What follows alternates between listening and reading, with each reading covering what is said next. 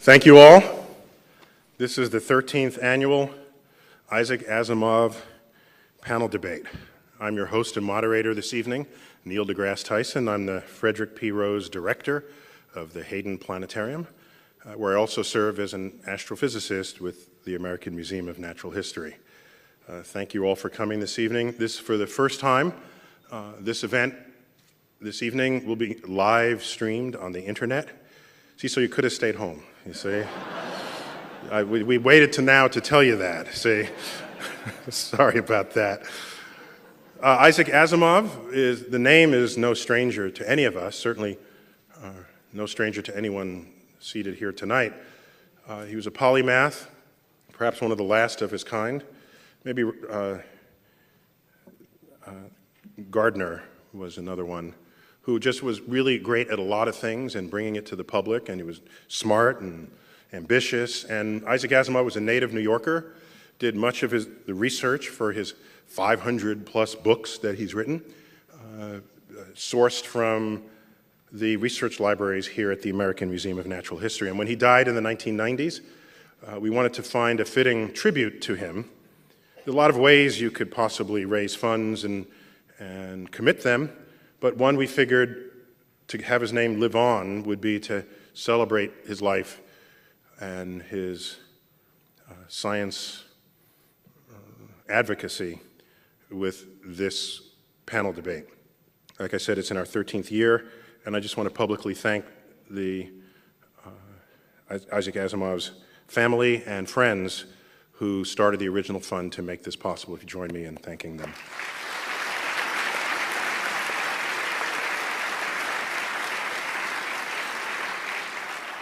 These debates are designed not in the traditional sense of a point-counterpoint, 3-minute, 2-minute reply. That's what politicians do. We try to do it a little differently here. The panel debate is really a conversation that we will have. We have 6 physicists here, 5 physicists and an engineer, and it's as though you are eavesdropping on our conversation at the bar. And in that way, you get to sample some of the spontaneous thinking that goes on when people grapple the bleeding edge of scientific discovery. And so in that sense, it's a debate because there's typically not enough data to resolve the conflict. And that's where things get interesting. The format of tonight is I'll introduce the 6 panelists, one of whom will be sent in via Skype, and they'll each give 2 minutes opening remarks, and we just go straight into it. We'll do that for about an hour, and then we go to Q&A, represented by you in the audience. There are microphones up front. We will also be soliciting questions from the Twitterverse. That is a parallel universe to our own. It's there whether you want to believe it or not. Let me just give some brief introductions. The full profile of each panelist is in your program. Oh, by the way, I didn't tell you the topic of tonight. It started out where we would explore faster than light particles, based on the announcement at the European Center for Nuclear Research that they may have discovered just such objects. Then some later results, like a few weeks ago, came out that maybe there was a mistake in the measurements. We don't know. We said, well, let's broaden this. We have tremendous brain power coming to the stage. We will not simply talk about whether you can travel faster than light, but we will explore all ways modern physicists are testing the fundamental laws of nature. That is this evening's topic. Joining me on stage now is David Klein. He's professor of physics at UCLA with a specialty in neutrinos. David, come on out. Where'd you go? There you go, David. Thank you. Yeah. Okay.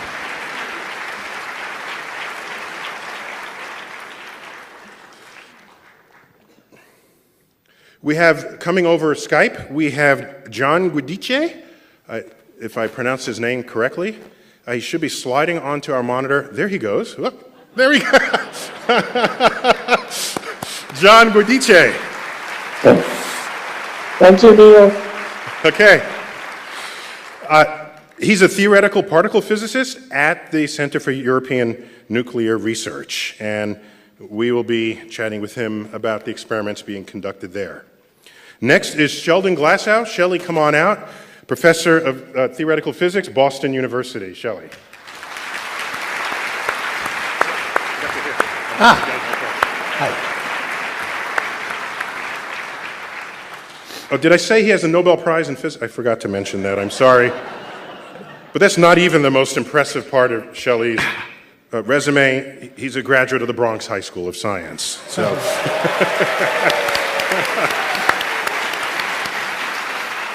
One of 7 Nobel laureates from that school. All 7 are in physics, by the way. Next, Christopher Haggerty is an engineer with the MITRE Corporation, specializing in everything GPS. GPS, this system we're all familiar with that prevents you from getting lost, is also, you might not know, a remarkable test of general relativity. Christopher, come on out.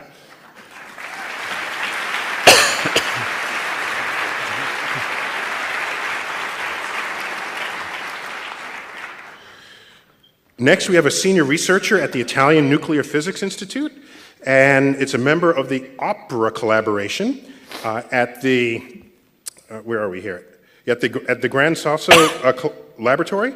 Please join me in a warm welcome of Laura Patrici. Laura.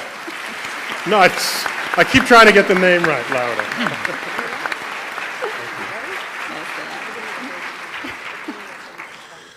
Laura. She was on in Italy when the neutrinos arrived, so we have to get some.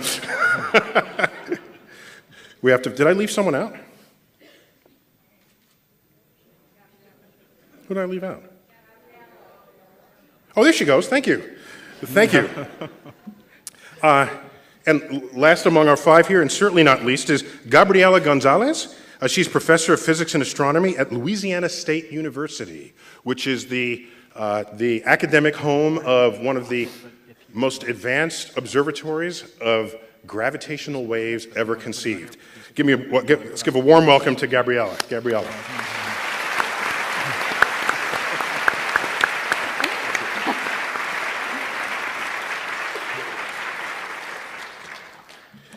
So, let's get my stuff together here. So I'd like to, if we can, I'd like to know a little bit more about each one of you.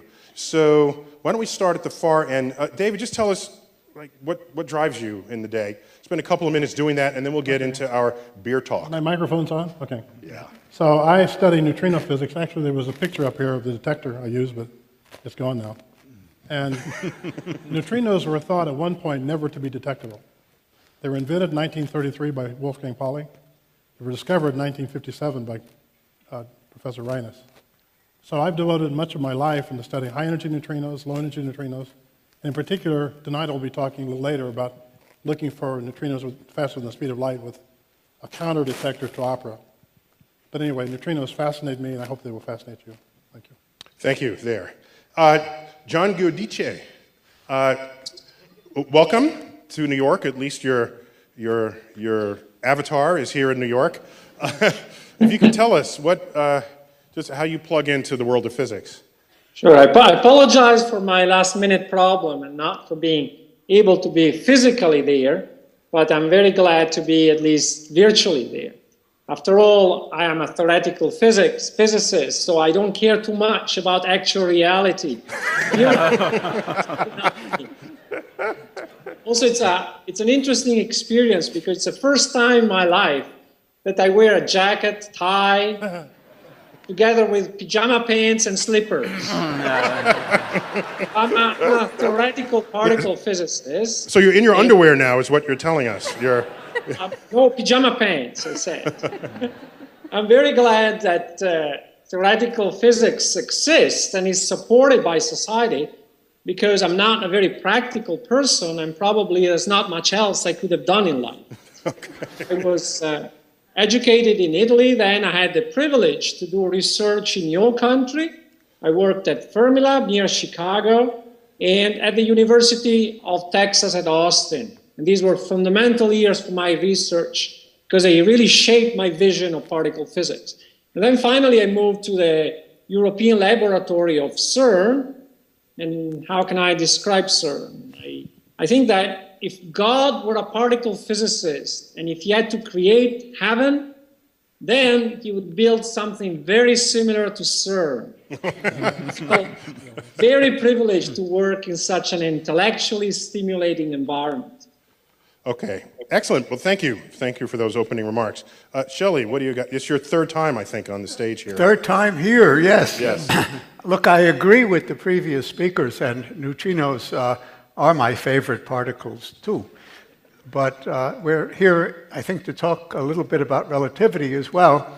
And we all know that the special theory of relativity was introduced back in 1905, and there have been doubters ever since. And one of the great fascinations that I've enjoyed is looking at tests of the special theory of relativity.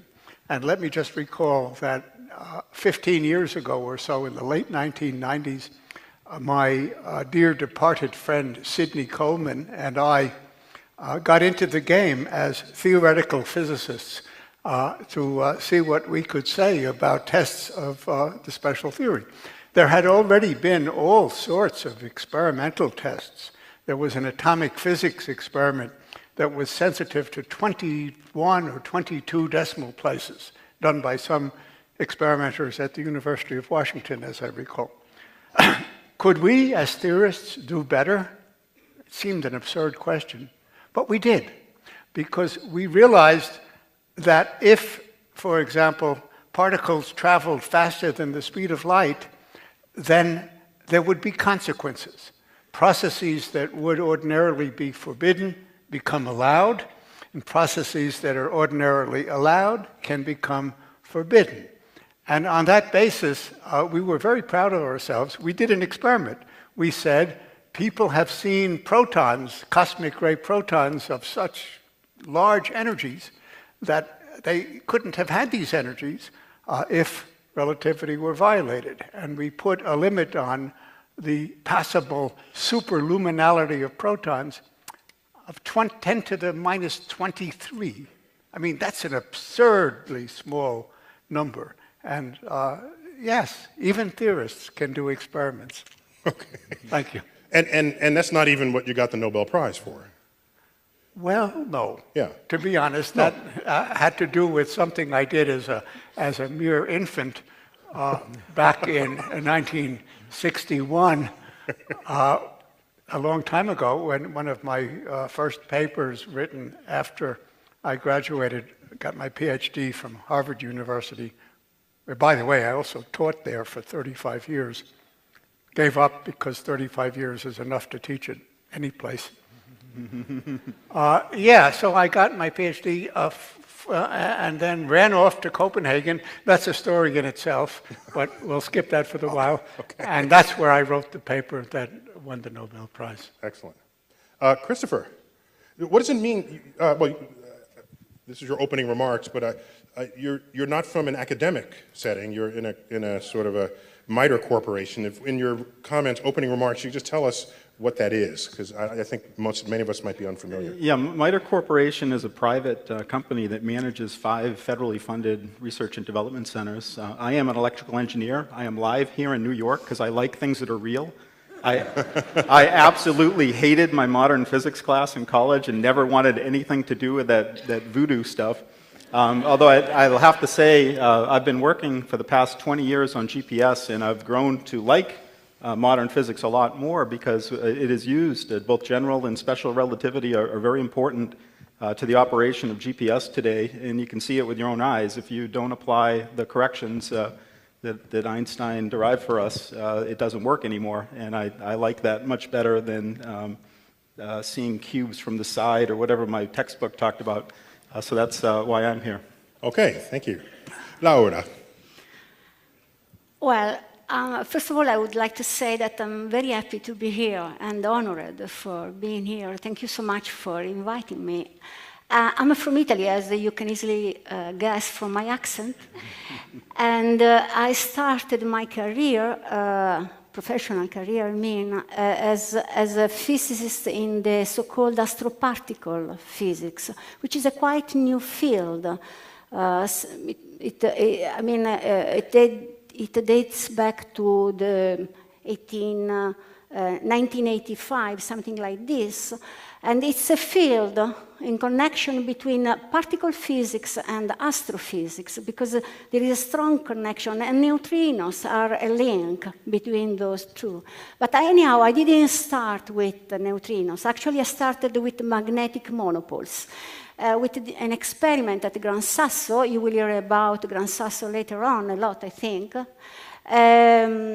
which was looking for those magnetic monopoles in cosmic rays, which the existence of magnetic monopoles would prove the unification of three fundamental forces. And then I switched to neutrinos, and okay, I am the guilty person tonight, because I am a member of the Opera collaboration, which claimed that neutrino can fly faster than light. But okay, you will hear more about this later on. Yes, we will, for sure. Okay. Yes, Gabby. I'm Gabriela Gonzalez, and I live in Louisiana, but you'll hear an accent from much farther south. I was born in Argentina, came to do my PhD in the US, in Syracuse, New York, and loved what I did and stayed there. I started working, even at the time, in the early 90s, on a beautiful project called the LIGO project, which is testing a prediction, what I think it's the most striking prediction of Einstein's theory of relativity, that says that space-time itself can vibrate, can produce gravitational waves. We all produce gravitational waves that travel. We are out to measure these tiny waves that come from black holes. And I've been working on that ever since. I'm the spokesperson for a big collaboration of hundreds of scientists that are working on this, and I hope I'll tell you more about that later on. You certainly will. So thank you all for your opening remarks. I want to spend a couple of minutes before we put on the boxing gloves. I'd like to just, I want to explore just the way physics gets done today.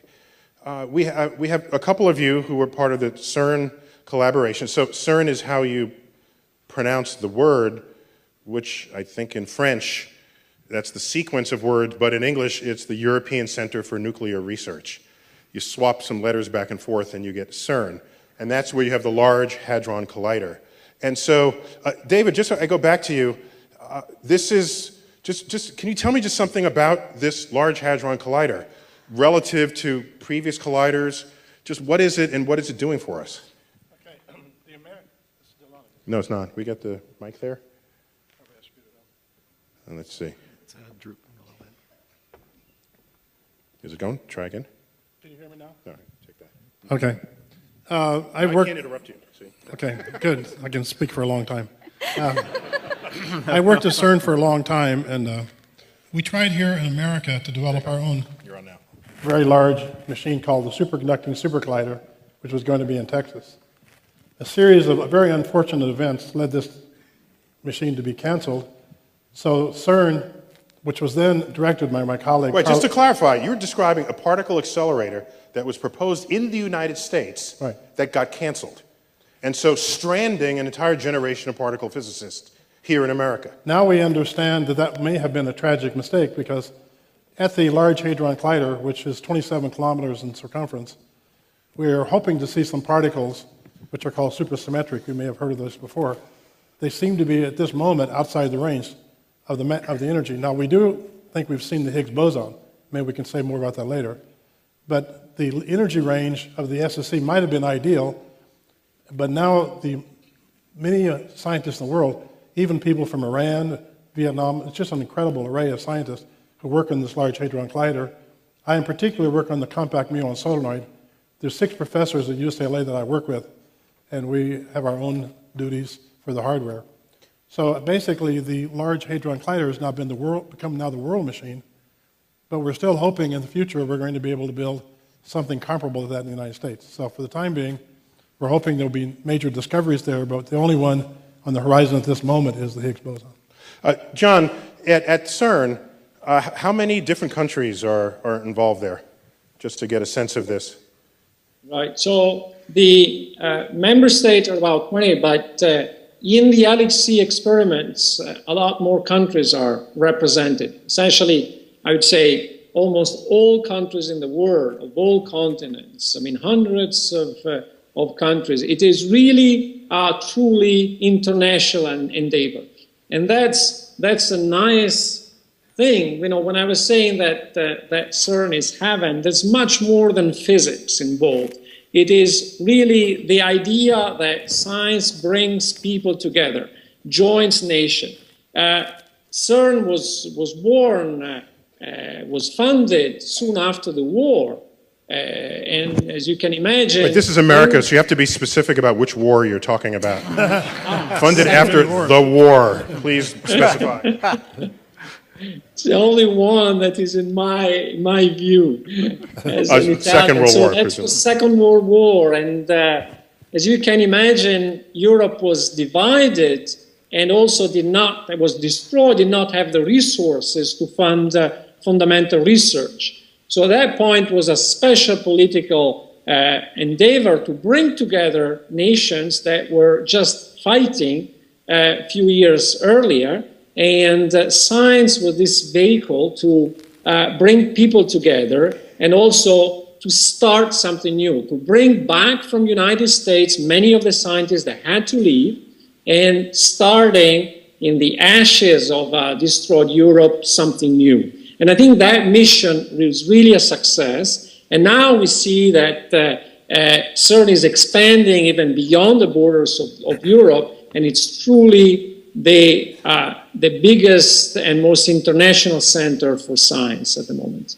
Excellent. So it'd be fair to say then that CERN in Switzerland and the International Space Station are two examples of extraordinary international collaborations, perhaps the greatest international collaborations outside of the waging of war. Would you agree? Yes. Yeah, okay. That's good. I wasn't sure you were referring to me because you're looking at David, at least from my point of view, but that's what I said, so I certainly agree with what I said. All right, I want to spend a little time just starting off thinking about what it is to test what we call fundamental physics. And Shelley, let me ask you, are people still testing thermodynamics or sort of Maxwell's equations, these classic physics from the 19th century? Or is that just in the books and we're on to other things? And if we are on to other things, why ignore 19th century physics and only test 20th century physics? Well, yes. Let's pick... My question was not a yes-no answer. Just so you know, I'm onto you here. Go ahead. You mentioned many things. Let's think of classical mechanics. Think of the mechanics that was... You know, that apple fell on the head of Newton and he created classical mechanics, F equals ma and all that stuff. That's a great theory. It is true. It is a true theory. Now, what the hell could I mean by that? Because it's not true for things that move too fast. When things move too fast, you have to invoke the special theory of relativity. It's not true for things that are too small because you have to invoke quantum mechanics. It's not true for things that are too big and fat, like the sun, because general relativity begins to play a role.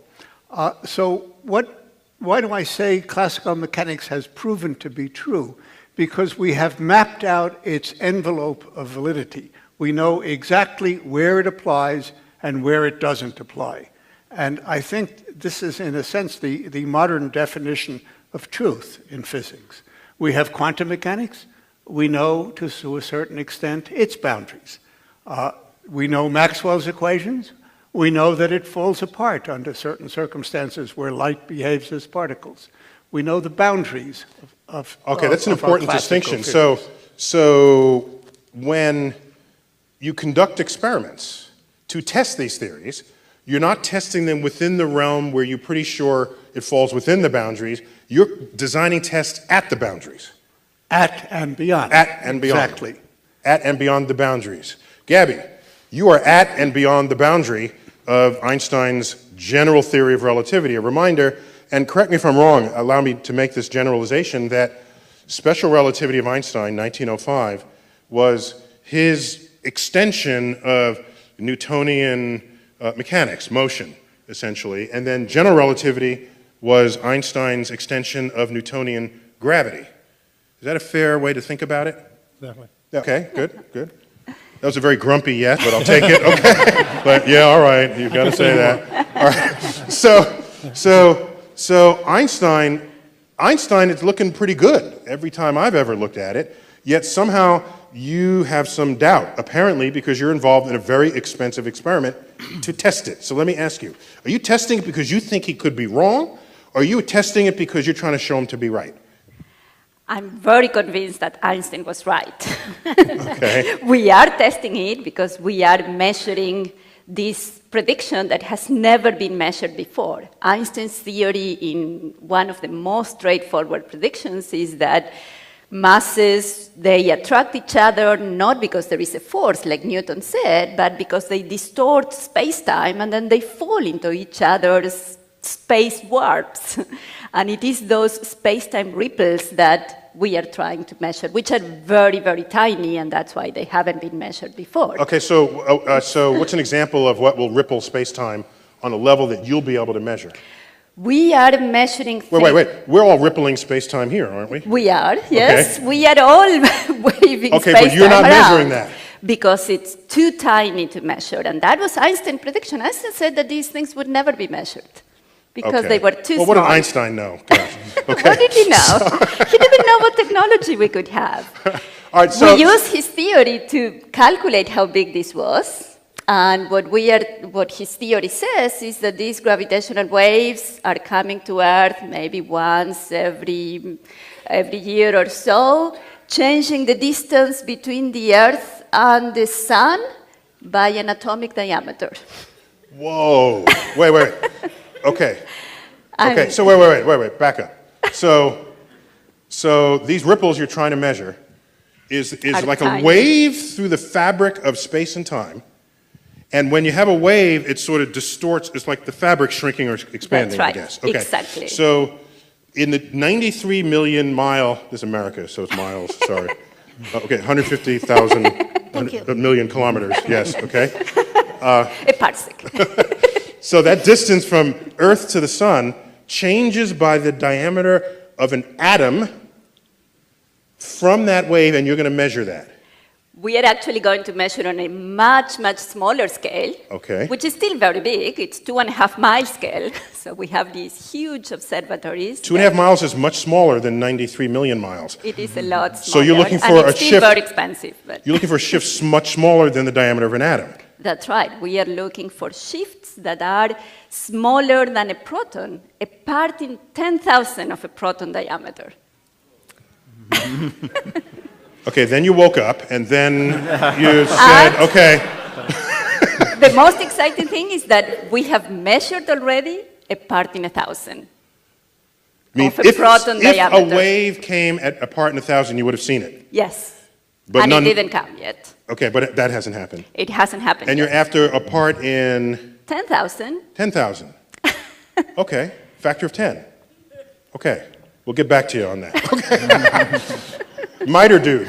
Yes. Chris, Neil Dude. you know, someone should tally how many people are not dead because they didn't have to read a map while driving the car. An unfolded map across the And windshield because they were guided by GPS. You'll have to offset that from those that are dead from looking at the GPS or programming their GPS. So it's all balances. Yes. You're a big GPS guy. We all love, who doesn't love GPS? Of course, it started as a military project, and I'm guessing the military wasn't thinking, what a great test for Einstein relativity. They probably weren't thinking this, isn't that correct? Probably not, but they knew a lot more than we think, going back through some of the old papers that were written even right around 1970 or so. They knew a whole lot of things that we rediscover now and then. Well, it seems to me they're going at like orbital speed, right? That's fast, but it's not speed of light speed, right? It's yeah, a couple of tens of thousands of miles an hour, right? The satellites are going about 4,000 meters a second, which is a little over 8,000 miles an hour. 8,000 miles an hour? Yes. So that's pretty high up then. Okay. About a New York taxi driver speed at a yellow light. New York taxi driver speed at a yellow light. This was the analogy. That's a new unit of speed. Yes. All right. And so, but that, you know, I remember my relativity equations, and you have to get pretty close to the speed of light for it to really matter. And so I don't think of GPS as being any kind of test of relativity at all. So how does this surface as a benchmark for it? Well, what's interesting is you're mentioning the effects of special relativity that says if you have a clock up in space, it's whizzing around, you'll actually see it from the ground as running too slow. But the effects of general relativity are actually bigger for GPS. The fact that it is 20,000 kilometers above the surface of the Earth makes that clock appear to actually run fast. And the clocks that are put on the satellites are actually intentionally set slow by about 5 parts in 10 to the 10th, so that they'll appear to run correctly as seen here on Earth. And that's something that's done in GPS. Whoa, you just blew my mind. Wait.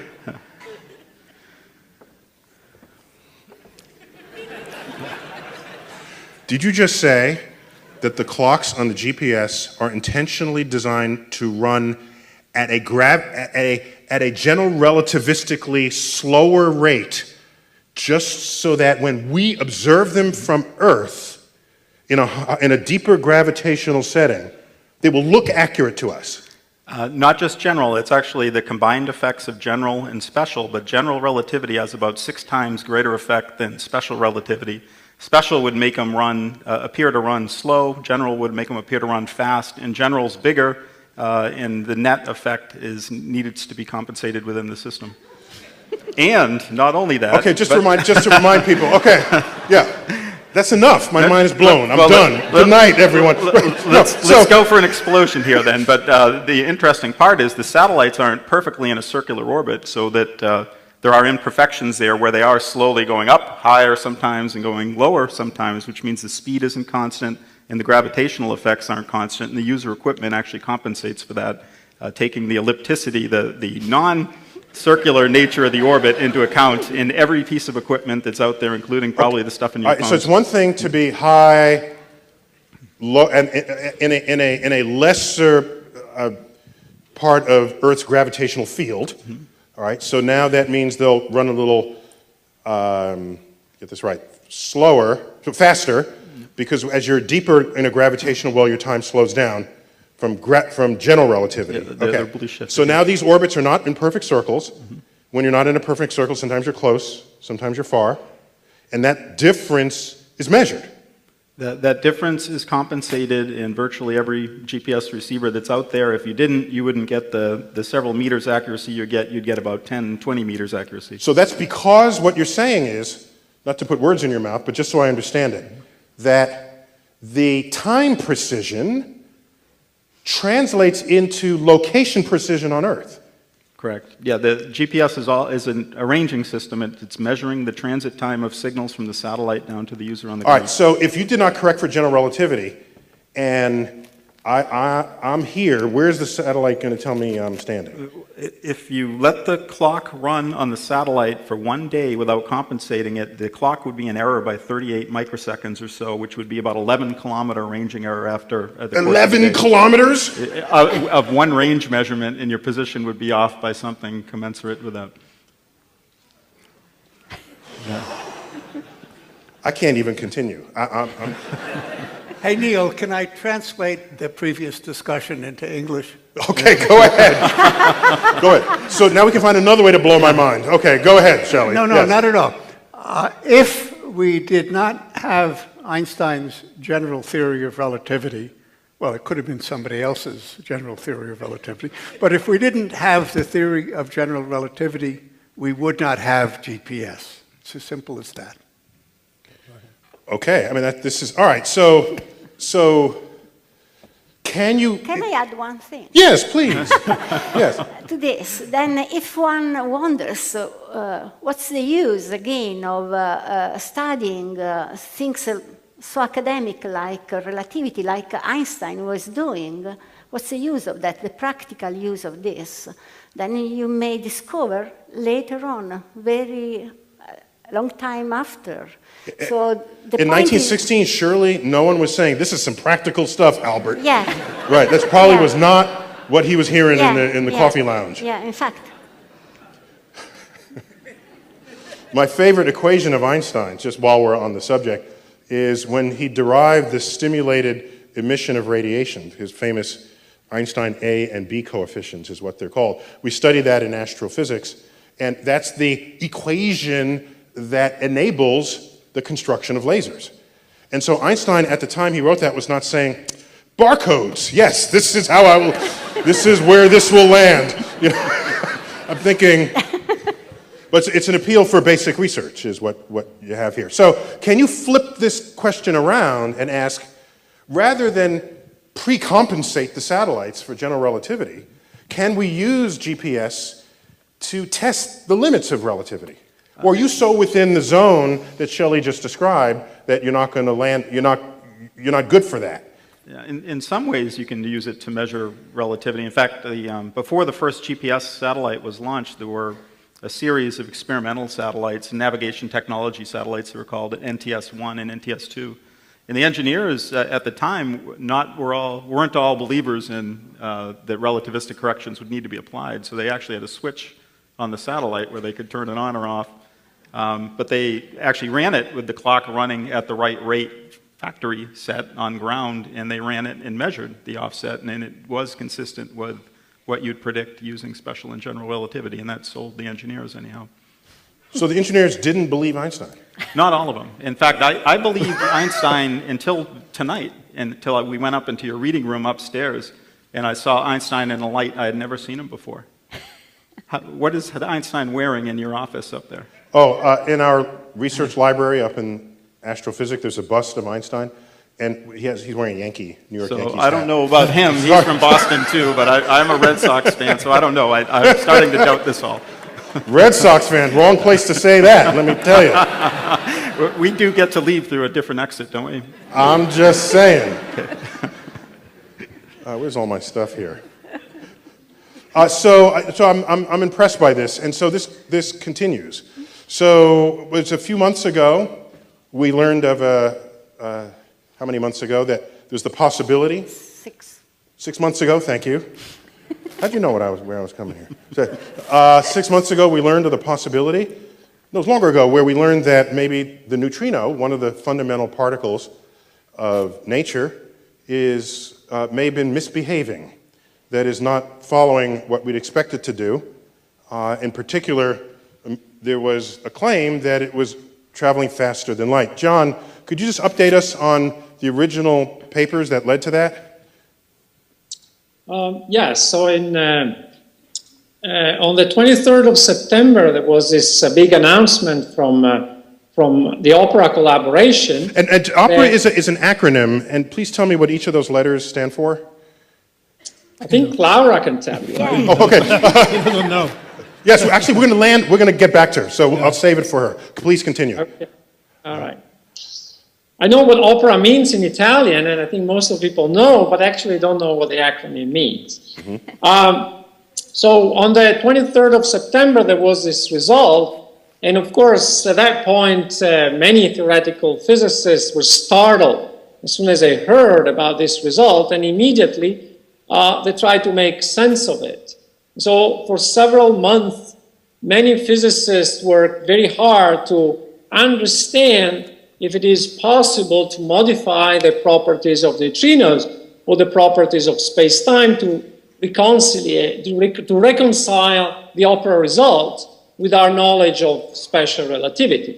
Because the opera measurement told that neutrinos, as they travel from CERN to Gran Sasso in central Italy, they arrive with 60 nanoseconds of advance with respect to light. 60 nanoseconds?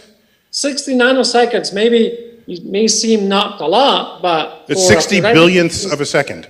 60. That's right, but that's a lot. For a particle physicist, that's an enormous quantity. So that's why people really jumped on that chair And immediately... And just to clarify, you send these particles from Switzerland through the Earth, in a cord through the spherical Earth, landing in her lab. That's right, 732 kilometers. And we take advantage of the curvature of the Earth because the neutrinos are very elusive particles. They see the Earth as a perfectly transparent medium, so they can cross the Earth with no problem. Although, as you may know, the Italian Minister of Science claimed that Italy had built a tunnel going from CERN to Gran Sasso in order to allow neutrinos to go through. That was the Italian contribution John, to the it's project. not fair to say. We're coming to you in like 3 minutes. Okay. Sorry about that. Yes. So 60 nanoseconds, if we do that in sort of English units, the light moves 1 foot per nanosecond. So the light got there 60 feet ahead of when the neutrino got there, would have beaten a beam of light by 60 feet. I think that's... That's right. That looks a lot longer, and indeed it's something that in units of particle physics, this is an enormous effect.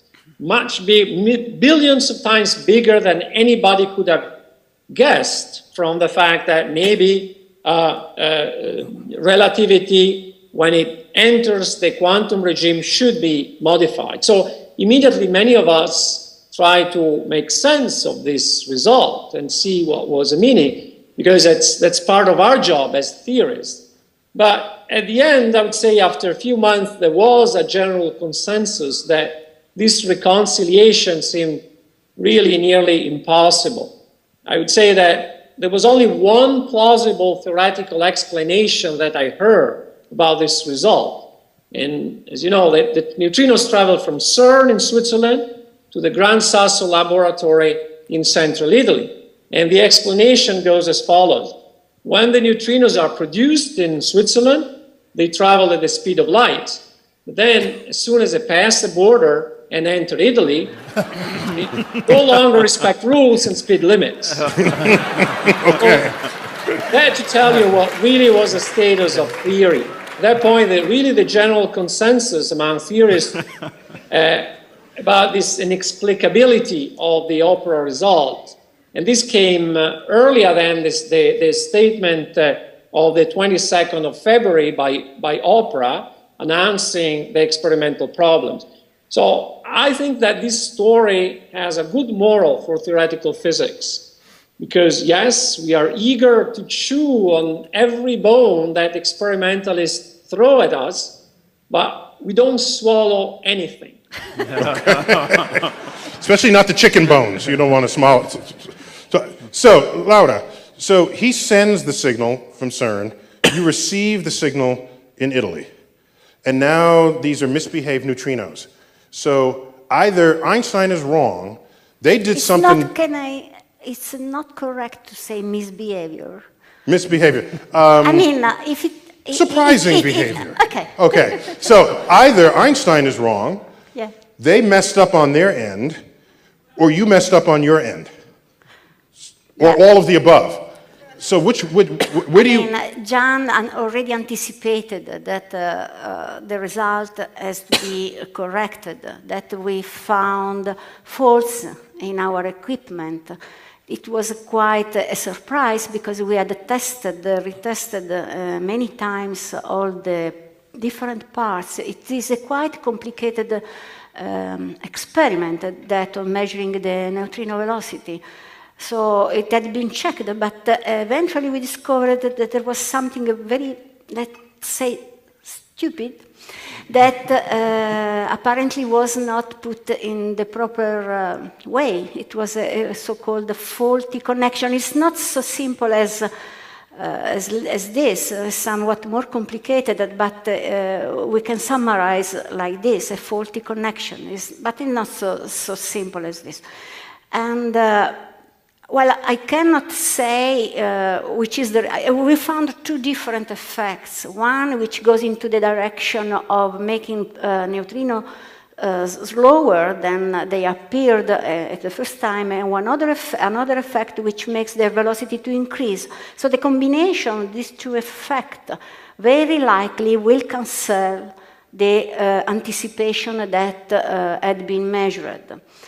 And so, in any case, but can I comment concerning all the interest? I mean, John, concerning all that you theorists have been doing, there was a lot of steering, even though now very likely we know that the result is not what seemed.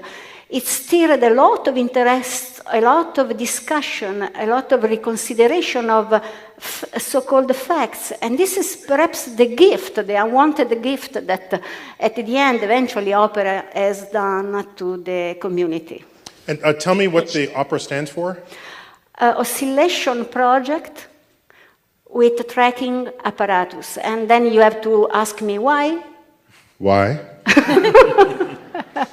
Because the main aim of this experiment was not to measure, is not to measure the neutrino velocity. It is to prove, to give the final proof of an effect that a neutrino can undergo, that is the so-called neutrino oscillation. Neutrino, which exists in three families, which we call neutrino, electron neutrino, muon neutrino, and tau neutrino, as they travel, they can change their nature from electron neutrino to, for example, muon neutrino. It's a peculiar property of those particles which prove that they have mass, they have a mass. Neutrinos were thought before to be massless. Anyhow, this was discovered in 1998, but it was discovered somehow in an indirect way, and opera was aimed at proving in a direct way by a so-called appearance experiment that this is what really happens. But then you have to give me some more time if you want that I explain it better. Okay. Well, I'll come back to that. Let me just come over to, where are we here? David, I've got a research paper, pub date 15th of March, 2012. That's 5 days ago. Measurement of the neutrino velocity with the Icarus detector at the CNGS beam. Okay, so you're a co-author on this paper. What does it say? Okay, let me say two things first. Let me go back to Shelley's comment and say one thing about relativity. Every time a machine like the Large Hadron Collider works, it tests relativity. Now, these, in some way... Wait, just a quick second. Is this a picture of LIGO here? Yes. Yes, in Louisiana. That is LIGO. Right. LIGO Livingston. LIGO Louisiana. Louisiana. And has three... Oh, no, this is the road. Oh, that's the Those road? are the we have to get there. Okay. That's the road, and then we have two beams at right angles. That's right. Okay, and how long are those? 2.5 miles Each? each. Okay, good, just since we have the photo. Sorry to interrupt, continue. Okay, so let me just say, more or less finish up what Shelley said. We have tested these fundamental principles, like Newton's law of gravity, all the way from millimeters to thousands of, or even millions of light years. We don't make these things sit quietly. In other words, when something has been tested that well, we start believing it's real. Now, in terms of the neutrino, faster than light, already there was a measurement of this when the supernova 1987A went off, and the neutrinos traveled 150,000 light years to the Earth and arrived here within 20 seconds. That resulted in a limit on the neutrino, this time electron neutrino, velocity being less than about 1 part in 10 to the 9th the velocity of light. Now, in this Icarus experiment, which you had pictures up here before, it's a very large vat of liquid argon, about 600 tons. It's absolutely a non-trivial device. We believe it will be now followed by a huge detector in South Dakota that will actually be 40,000 tons. This is one of the futures of science in our country. But just a quick second, just to clarify, you mentioned supernova 1987A. Right. This is a supernova, the first supernova observed in the year 1987, and it was observed to go off in a nearby galaxy to our own, a dwarf Large galaxy. Magellanic Cloud. Yeah, and it's visible from the southern hemisphere. Right. And we can see the exploding star, so that's when the light gets to us. And then we had a detector that measured the arrival of neutrinos. Two detectors. Two detectors, and and they came in behind the light, not ahead of it. Right. About 20 seconds of time the pulses lasted. Okay, so Even though it traveled 150,000 years to get here. So it showed conclusively that the velocity of light was extremely close, the velocity of the neutrinos were extremely close to the velocity of light. Now, in Those neutrinos. those, let me finish now. I'm going to get to the other neutrinos now. Those were okay? not So- detected. Those weren't CERN neutrinos. That's right. Those were supernova neutrinos. Duh. I don't buy the argument that neutrinos change when they go into Italy. So what we have done is in this big liquid argon detector, which is, I think, going to be a marvel of technology in this country someday, we have looked for neutrinos coming from CERN, 731 kilometers, and this paper that we were just talking about a moment ago, which we're publishing, shows that the neutrinos arrived exactly with the speed of light. And the second experiment, which we did earlier, using Shelley, one of Shelley's theories, we follow him very closely. Isn't it great just to have theories, people to select from, and, you know. No, they apply. we know his theories are right, so we usually Anyway, one of his theory contributions, which has been very important, if there were such high energy neutrinos with faster than light particles, they would emit a large number of electron-positron pairs, positron being an anti-electron. In the same 600-ton liquid argon detector in the Gran Sasso, we've observed no pairs. Now, there was a plot up here before, which has been taken down now, but which showed our conclusions, which were very similar to the supernova 1987A. So we have shown in two ways that the neutrinos, mu neutrinos, have exactly the speed of light or possibly slightly less because of the mass. And we entirely disagree with opera. Okay. Can I comment? I So can add. He disagrees with you, Laura. But let me ask, before I come back to you, David, you just cited two different neutrino experiments. So the fact that you're now saying they're wrong has to assert that all neutrinos behave the same way in all situations. Yes, we don't have any I'm evidence. echoing Shelley's point here. We basically have seen now thousands or even millions of neutrino interactions in different venues and different process, different countries, different continents, and we've seen they all behave the same in their interactions. Okay, so So Laura, why would they change now? Because they're coming from CERN through Italy. So Laura, so if I understand we spoke earlier that there's still a collaboration and a published paper being prepared, and you can't really talk about that, but what does your gut tell you about these neutrinos that were measured by OPERA? David already told us. He already knows the answer. Yeah. So, at least but... What you really meant by that is he thinks he knows the answer. That's really, I think, what you meant. What I mean is that we found those problems that I was mentioning. And when you put all them together, likely the result will be in agreement with what Icarus found. I want to point out one thing concerning Icarus. Icarus is, as David said, it's another experiment located in Gran Sasso. But what they measured is not completely independent. It's not exactly another experiment. It's another experiment only for the last part of the experiment itself. I mean, they took OPERA's data, OPERA measurements concerning the baseline, concerning the synchronization of the timing, the same that OPERA had established, that had set. And then they simply used their time stamp for their event. So down to Gran Sasso, from CERN down to Gran Sasso, the elements of the computation are exactly those that OPERA had set. And then they were able to provide a more accurate measurement of the last part. So if there is anything wrong in the upper part of the experiment, they have the same error. Am I correct? I don't agree. We can talk about it later. No, talk about it now. What do you mean talk about it later? We have the right answer. That's the key thing. And we have certified it. We measured it actually twice. What? Assuming Professor Glashow's theory is correct, of course. If his theory is... It's not a theory, it's physics. Okay. Therefore, it must be right. Okay. It must be right. Therefore, we have checked ourselves, so to speak. So I think we would be willing to probably make a wager, although scientists are not supposed to bet on things like this. You can bet a bottle of Italian wine. Go on, go on. Bottle of Chianti. No, Barolo, not Chianti. Okay. Fine. I will bet that Montepulciano. Icarus is correct and Opera is wrong. Okay? It will pay off. I'll come to Bologna. Again, as you know better than me what a systematic error is. So you have the same systematic error as we have down from CERN down to Gran Sasso, because you used exactly the same data. The baseline was what we had measured. The Then why do we get different synchronization- results?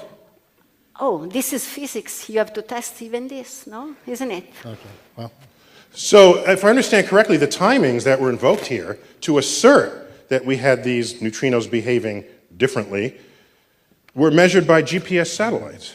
Yeah. Is that correct? Yeah. So it's his fault. No.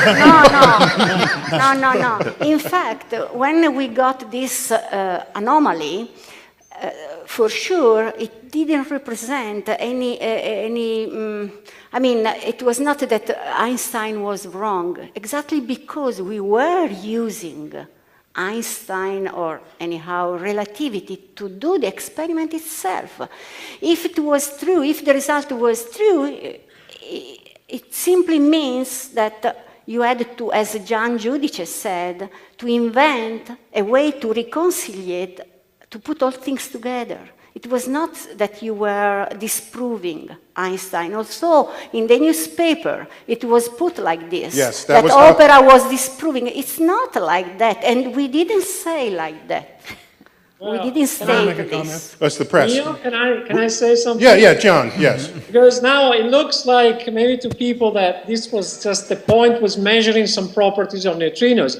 And I think at stake here there was much more. That's why theoretical physicists were so interested, because Einstein revolutions was showing that space and time are two conceptually identical aspects of a single physical entity, which is space-time. And the zipper that keeps together space and time is a principle of an absolute velocity, the speed of light, or the speed of any massless particle. So if neutrinos were faster than light, neutrinos would see space and time differently. So opera, in a sense, would have unzipped space-time, would have broken the symmetry that links space and time. So not only special relativity would be in danger, but our vision of space-time. In other words, the entire stage on which we build our theories. Why so wouldn't at stake here, there was much more than just measuring the property of a neutrino. Would it be in danger only at the limits of relativity, or would it be a problem fundamental to the corral that relativity had established? See, the problem is that we believe that there is, as Shally was saying, every theory has a range of validity. So also relativity will have a range of validity at the stage in which it reaches the quantum world, because quantum mechanics and the general relativity, the way they are not compatible in the way we know them. So we expect that at a certain level, that symmetry between space and time may be broken. The problem is that the fact claimed by opera was so huge that it was putting at a level which was well within the range in which we have tested special relativity. And that was a shock. And that's why it was so difficult to reconcile the claim made by opera with our previous knowledge and test of special relativity. You should know that because of that result, I got like thousands of tweets at me saying, "What do you think of this? What do you think of this? Is it the end of physics?" And I said, given how long relativity's been tested and our understanding of particle physics, it's probably wrong. That's like the first most likely explanation. Second, Shally, haven't we physicists spoken of faster than light particles before? What's so violating about that? Tachyons, for example, are faster than light particles, hypothetical. But they're consistent with relativity. Nobody complained about them. Yes, it's hard to complain about particles that don't exist. But let me say a word about Bronx Science at this point, because one of my buddies at Bronx Science was Gary Feinberg, and he coined the word tachyon. Is that right? Yes. Excellent invention, I must. Tachyon from the Greek root tachyon, meaning fast. Like yeah. tachycardia, your heart beats too fast. Well, I want to attack that man. Or tachometer. You want to? Sorry. Here you go. Yeah. All right. Can I just very Yeah, briefly? Shelley. John, Shelley wants at you here. Okay, go, Shelley. Very briefly. I'm very glad that I'm not there, so he cannot physically attack me. Okay, Shelley, what do you got? Well, I was going to say, give me the microphone. I didn't realize I had one here. No, look, that man, John, is being far too modest because he made a very important point very immediately after the quote-unquote discovery of superluminal neutrinos. He pointed out that as he said, this was a very large effect compared to what was already known, that it would spread. There would be metastases of violations of relativity all over the place. And I believe you wrote a paper that argued that this, you could not confine the violation of relativity to neutrinos. It would spread all over the place. You have neutrinos cavorting with protons, and that's and we know 10 decimal places, 15 decimal places, 20 decimal places, 25 decimal places, and now someone is saying there's a violation at the 5th decimal place? Not possible. And I think that was a very important observation. You know what I think was the best statement ever for knowing that the measurement was wrong? I heard this. I didn't come up with this. It was because the neutrinos arrive in Italy before the speed of light. So the argument was it can't be true because nothing ever arrives early in Italy. That was the. I heard that. Have you heard? Did you hear that, Laura? That's a convincing argument. They were the ones I who were don't sent like yesterday. You said what, Laura? I don't like it. You don't like that one. I want to shift topic just a little bit and go back to John. John, we spoke of relativity. There's something else out there, the standard model of particle physics. There's this organization of particles and forces. And do you feel like you're testing the standard model? Or is that another sort of zone where we're trying to find the corral where everything that works fits in the corral and you're testing the edges? Yes, that is certainly the primary goal of the LHC, right? We have this beautiful theory, which is the standard model, but we want to go beyond. I mean, theoretical physicists are a very curious, inquisitive, and ambitious animal species. So they are not satisfied just by opening the toy of nature, inspecting the clockwork, and identifying all the springs and gears. They always want to go one level deeper, and they want to understand the inner workings. They want to understand why the mechanism works. So the standard model gives an excellent description of the particle world, and there's nothing wrong with it. So most of the questions that we are addressing today in theoretical physics are not about the consistency of the standard model, but about the reasons why the standard model is the way it is. So superficially it may seem that many of these questions are about the beauty of a theory rather than the basic structural problems. But history of science has shown that following principles of beauty sometimes can bring you very far. Remember that general relativity was not invented to explain some observed inconsistency of Newtonian gravity. The calculation of the mercury perihelion came later. In that case, the problem was understanding force acting at a distance, which was unacceptable in the case of special relativity. So now we have many questions that we want to address. And the major open question regarding the standard model is the explanation of why the weak force, that is the force responsible for certain radioactive decays and for the thermonuclear reactions that make the sun shine. This is one of the four major forces. You have gravity, that's right. strong. These two major forces, the standard model describes weak force and electromagnetism conceptually as a single force. So then the question is that why can we send electromagnetic waves, like for instance radio waves, a long distance, while we can't do the same thing for the weak force?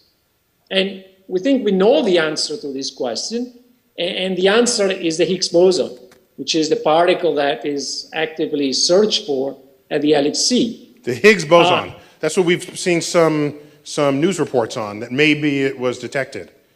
Is that correct? That's right. That's a scientific statement, maybe. So, you know, the particle physics is... Quantify the maybe. Quantify the maybe for me. How? That's right. I mean, that's, in every measurement in physics, you have to give the level of accuracy. Yes. And there is a statistical properties that we are measuring. We are dealing with quantum mechanics, so we can, in quantum mechanics, you can make a perfect prediction about the probabilities of seeing certain particles, of having particles decay, but not of one single event. So we're always dealing with probabilities and with statistical errors. At the moment, we have, well, the most important result was that the possible region of the Higgs boson has been narrowed down to a very small range of masses. And also, within this small range of masses, there is some excess, some indication that the Higgs boson is there. Wehowever, the statistical reliability of the result is not high enough to claim a discovery.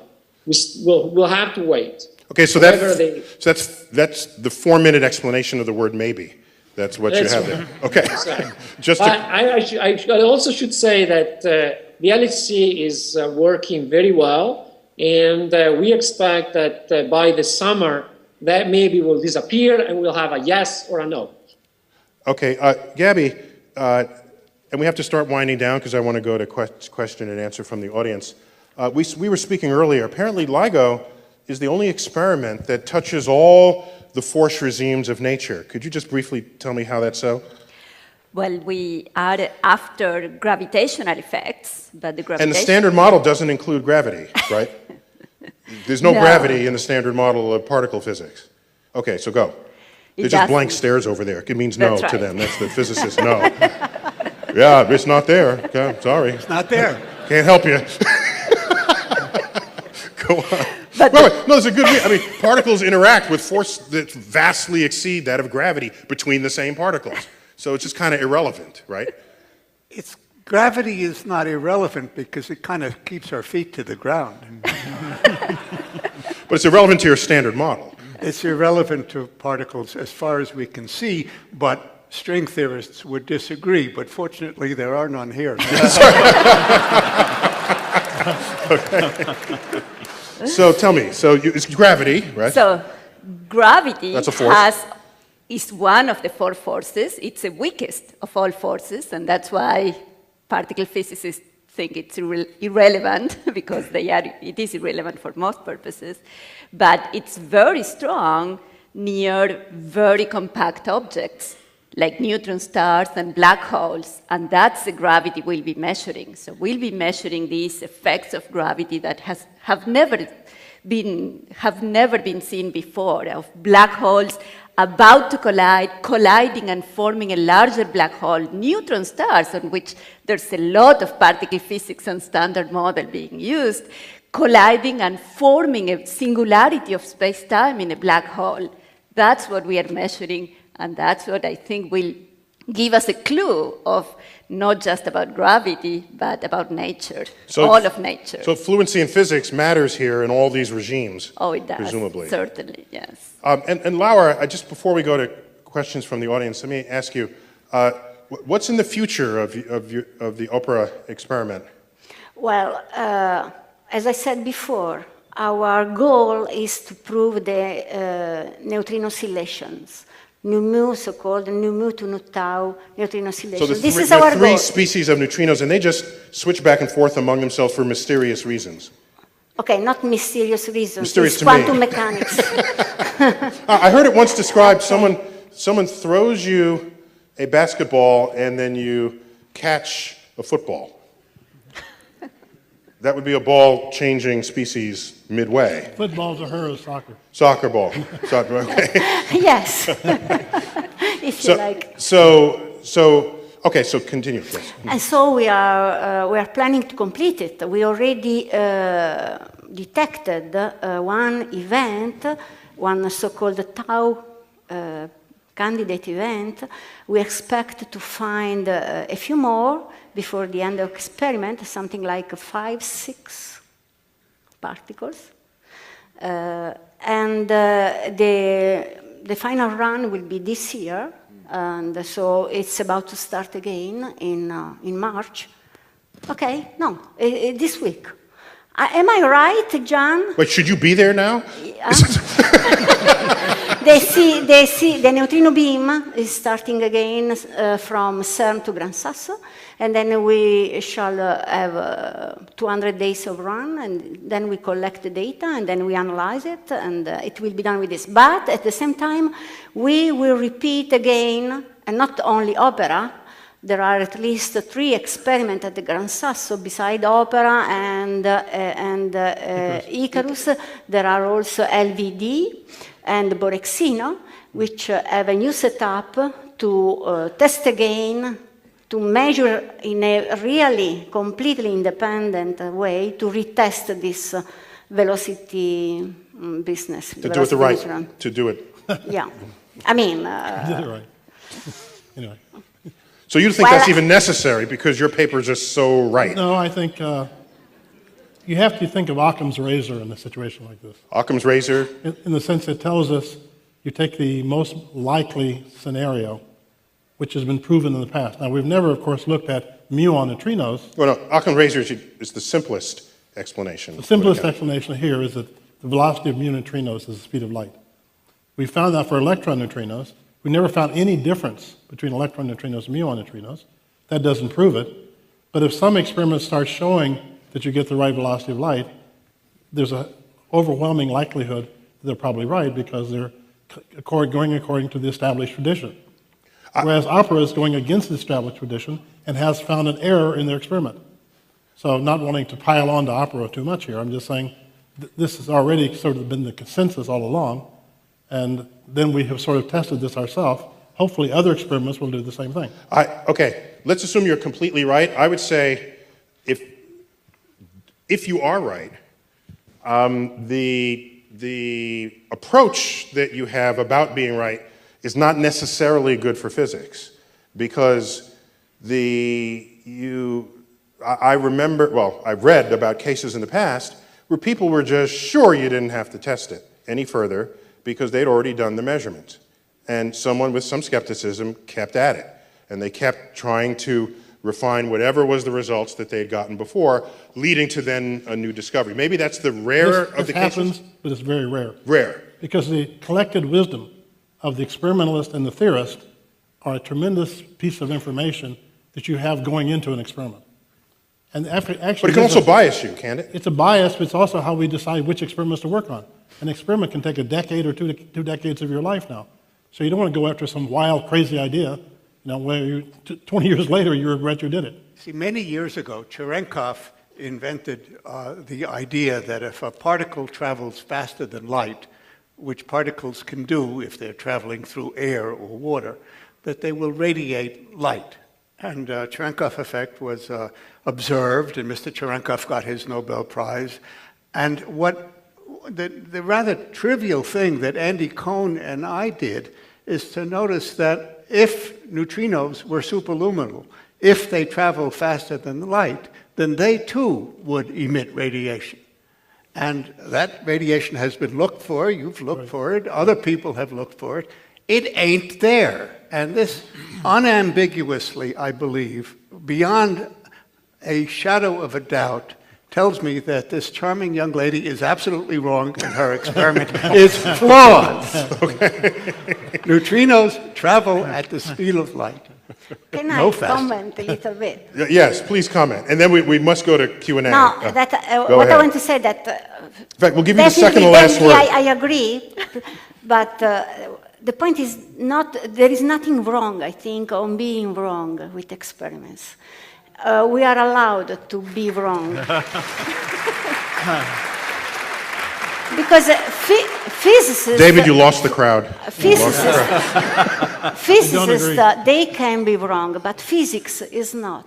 So at the end, eventually,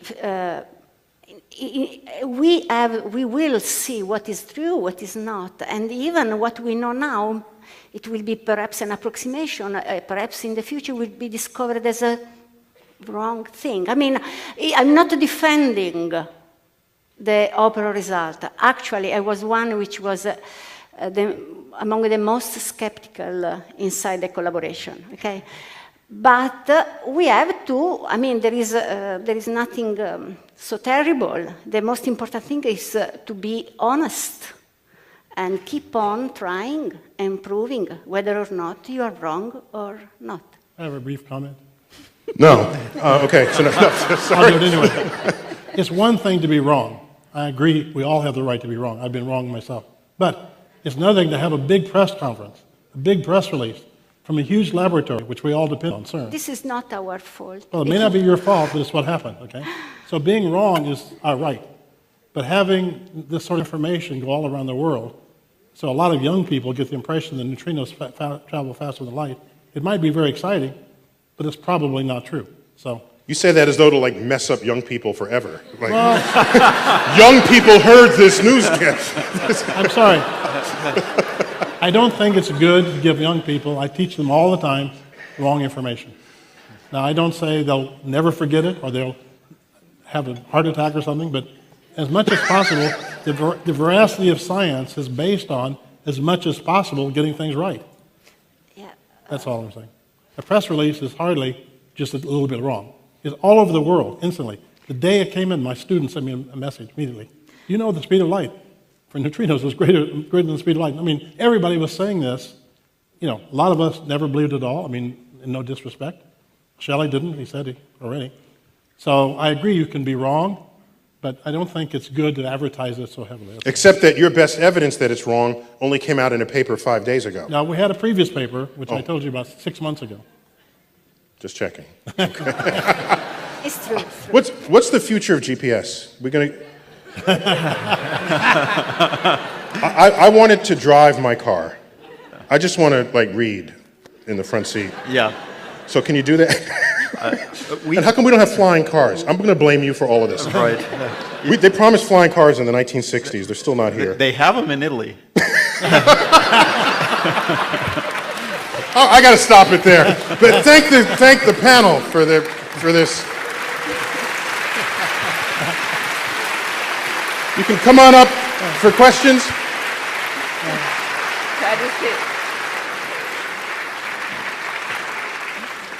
We have 2 microphones up front. We'll take Q&A for about 15 minutes. By the way, the entire panel and I, after this, will retire to the Hall of Northwest Coast Indians. That's where all the totem poles are.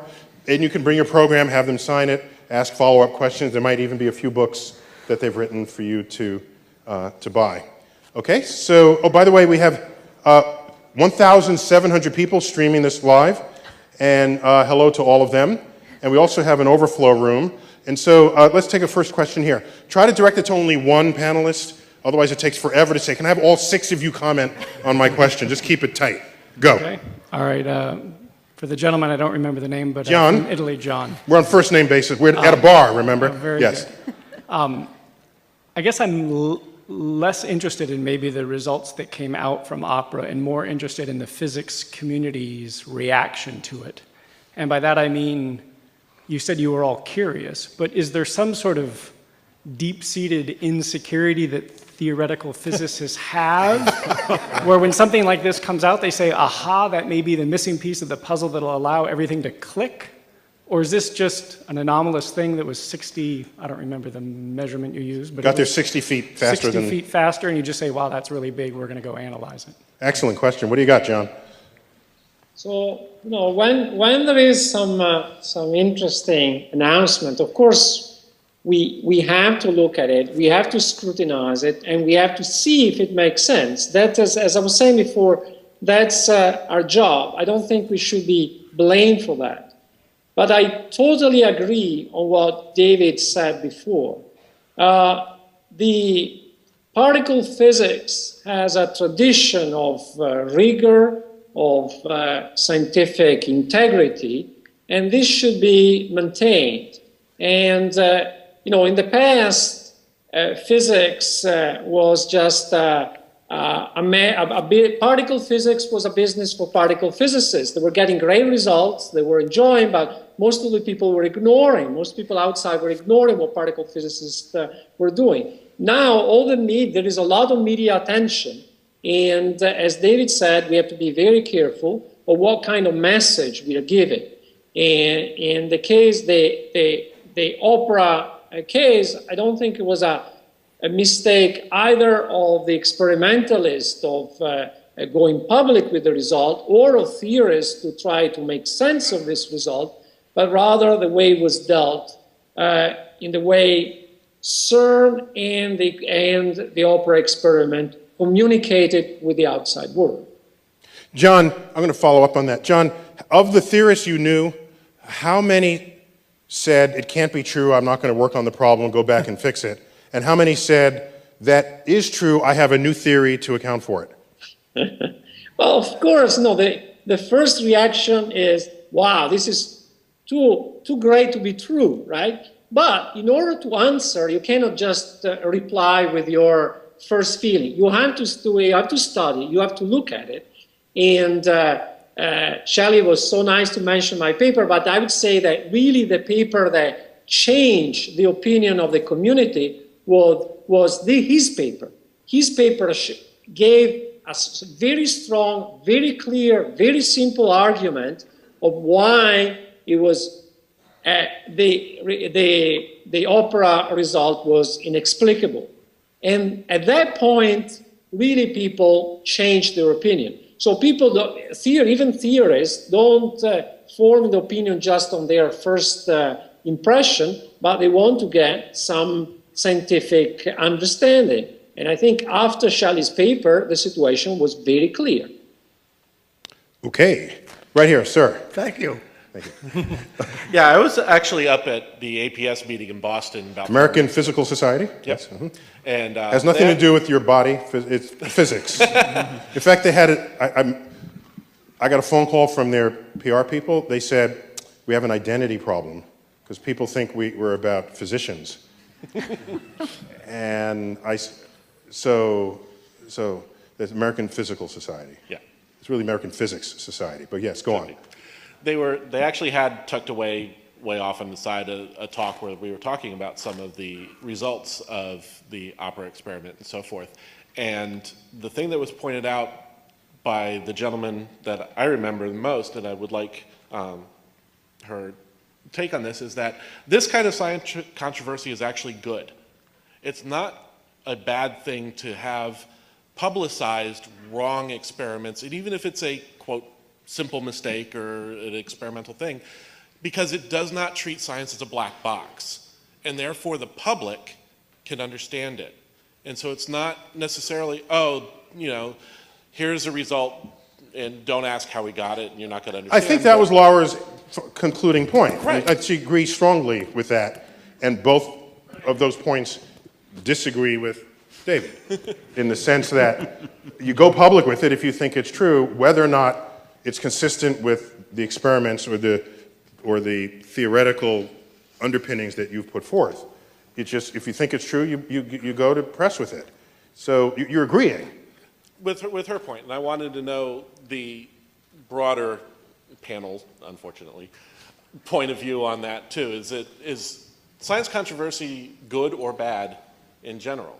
Shelley, let's go to you. You've been around the block on this. Science controversy, would you say it's good or bad, or? Well, what is good or bad? If hanging your dirty laundry out, right here, check it out, right there, dirty laundry. The scientists doing that. And the dirty laundry would then take place via a press conference, and then you see scientists fighting. Yeah, it's kind of what this whole panel is all about, the Asimov concept is all about. And we fill the house every time. So I have to say yes to that, but I just want to get a second opinion. And if it differs, it will be wrong, so go on.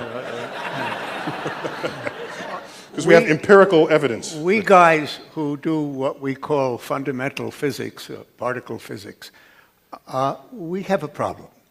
And the problem is called the Standard Model. And the trouble is that the damn thing works too well. And since the old days when Carlo Rubio was in charge of CERN, Carlo Rubio once gave a talk at Harvard arguing that he had not only proven the standard theory right, but he had also proven it wrong. And that was shown to be not true. And his punishment was to be the director of CERN for some 5 years or so. And his CERN in those 5 years did nothing but confirm, and reconfirm the Standard Model. It was truly a Sisyphean punishment. He also started the LHC. But he started the LHC, and our hopes are that the LHC will discover something beyond the Standard Model. And I was so happy when I first heard of the superluminal neutrinos, because boy, that is beyond the Standard Model. I got a question from the Twitterverse. But it doesn't work. It's wrong. A question from the Twitterverse. So the Twitterverse does exist. I have evidence. No matter what you say about it. I'm sorry, I can't read the Twitter handle. Maastrichtian. Are there currently unmeasured domains where we can imagine faster than light particles? Possibly highly warped space-time? I can imagine micro-unicorns, but... That would be a no? Okay. Next question here. Are there any insights from the neutrinos on dark energy, string theory, and black holes? Is there any connection from your research? So you're trying to explain all the other unknowns with what we might discover with neutrinos. David, why don't you take that? I'm sorry, I didn't quite hear the question. He's taking dark energy, dark matter. He's got these other unknowns. Okay. Might neutrinos help us there? Neutrinos have a small mass, but it's not nearly large enough, let's say, to make the dark matter of the universe. And they cannot in any way make the dark energy. That's been proven. So these are other phenomena, and we have some idea of what the other two, like dark matter, is probably some new kind of particle. Dark energy may be what Einstein invented in 1917. So probably there's no connection as far as I know. What about string theory? I don't know anything about string theory. We've established that string theory is off limits today. We've already established that. Another question from the Twitterverse. This is from our development department, apparently. Will Trammell, 13 years old. Oh, sorry, from our live stream. Will Trammell, 13 years old. Is this past your bedtime, Will? Don't know. Past my bedtime. Neutrinos can pass through almost anything, but light cannot. So could neutrinos be faster than light because of this lack of friction? And could we measure this friction rather than the speed of the particles? So in other words, neutrinos got to Italy, but light didn't. So clearly, that beam of neutrinos beat any light beam you would have turned on with your flashlight. So is the fact that neutrinos can penetrate solid matter any kind of indication of anything? No. Okay, fine. Okay. What you got here? I like these quick answers, they're great. What do you got? I'd like to actually answer a question that I believe Sheldon and David posed to us, which is what is the effect of experiments like the opera experiment to young people, and what message is that sending? And from a moderately young person, I can tell you that the message that it tends to send is it invigorates us and inspires us to investigate and see that maybe the plausibility of the impossible can exist. That was for me, I guess. I wish that was true. He wasn't talking to you. He was like, he was just... Let me tell you something. What's that? At UCLA, most of my graduate students are Chinese. This is because very few Americans... And that's relevant why? Okay. And by the way, the Chinese are paying some of these people to come to our university, which is a very clever thing for them to do. Probably other places also. So I don't think when people find out that something they were told turns out to be wrong, my own gut feeling is it just makes them wonder whether these people can get their act together or not. Now, maybe for a while they'll be stimulated. The evidence right now is not nearly enough Americans are going into science. Yes, I don't think but we want that's more. my exact point. I'm sorry to interrupt you, but isn't that my exact point? Sometimes it's not just the science of proving, but the science of disproving. What you say? It's just as educational. You're saying that there aren't enough Americans in our science programs today Yes. because of the opera result? No. I'm just trying to get the cause and effect here. They don't even know anything about it. Sorry, I have to get to my question. I'm just saying, Oh, you have a question? Sorry. Let's get to his question. So anyway, Go. the point is there are tangible experiments going on, opera, for example. But can you then, instead of saying, okay, this is not possible because we have too much that's in our black box of comfort that does work, so I'm going to disprove it. Why can't people sit down, such a scientist as yourself, as even if it dissembles the structure of physics, we know that physics violates its own rules all the time, as we've seen from history, right? So can we, by the equations, not just by the tangible experiments, but by the paper experiments, go back to rudimentary tactics and try to see what potential effects it would have on our box of comfort in science? If it were true. If it were true. let Shelley answer that. I don't understand the question. No, I think what he's saying is, you have this weird, I think I understand you. You have these weird results. You don't know how to interpret them. Assume they're true and calculate the consequences. Correct. Well, that's exactly what I did. And the Okay, right. that's what we do. That's our Okay, game. no, so he did say, he said, if that were true, you should have these other experimental results that are not seen. Can I add Laura, something yes. to this? There are a lot of anomalies still in the neutrino field. All the results with neutrino oscillations, they do not fit all together in the same good box. Black box of comfort was the phrase. And so you can take them as anomalies or errors, or you can take them as an indication, hints of something else. And then if you take them for true, then you may want to investigate more. For example, there is a proposal to do this as far as neutrino are concerned. We would mean, for example, the existence of another type of neutrinos, so-called sterile neutrinos, which are very exotic. I don't know if our guests here like them or not. Many people do not. I bet he doesn't like them, is my bet. Yes, David doesn't like Can I and say one- anyhow, this is the way you proceed. I mean, and then you test, and then maybe it's all a mistake, or maybe you find a new particle, and again you go to Stockholm. Stockholm. For the Nobel Prize. That's code for a Nobel Prize in physics. Thank you. Thank you for that great question. Yes, and I want to, we'll take maybe 5 more minutes of questions, so maybe we make the question efficient and the answer short will be good. Go, sir. Well, I came up for other reasons, but they've already been asked. I think Okay, fine. So the neutrino experiment was exciting because we got to watch you guys go through finding the problems with the experiment. Everybody I know knows about the neutrino experiment, and they're not scientists. It's been very engaging. Watching you not fail, but discover the problems is really interesting. I won't belabor it because we've that's already an been through it. excellent point. Thank you for It's that. been great. Thank you. It's been great. Thank all of you. But this is actually for David. The United States had the collider on plan years ago. Budgets got canceled. Yes, Now we we're had over the- at CERN. Can Any I answer plans quickly? coming up? We had the superconducting super collider, Right. which actually was, kind of believe it or not, approved by Ronald Reagan, which in some way we don't fully understand why we do better in the Republicans and Democrats. Maybe I shouldn't be too political, but...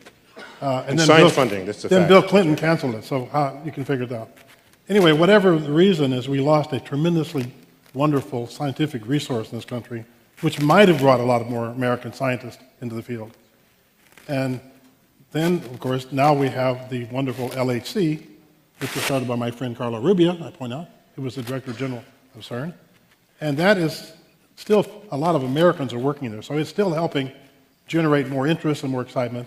But we have sort of lost our momentum in this country, a little bit the way we have in NASA, on science. And I think young people are starting to notice that. Notice a number of young people have told me they themselves were kind of disappointed when they heard the superconducting super collider was canceled.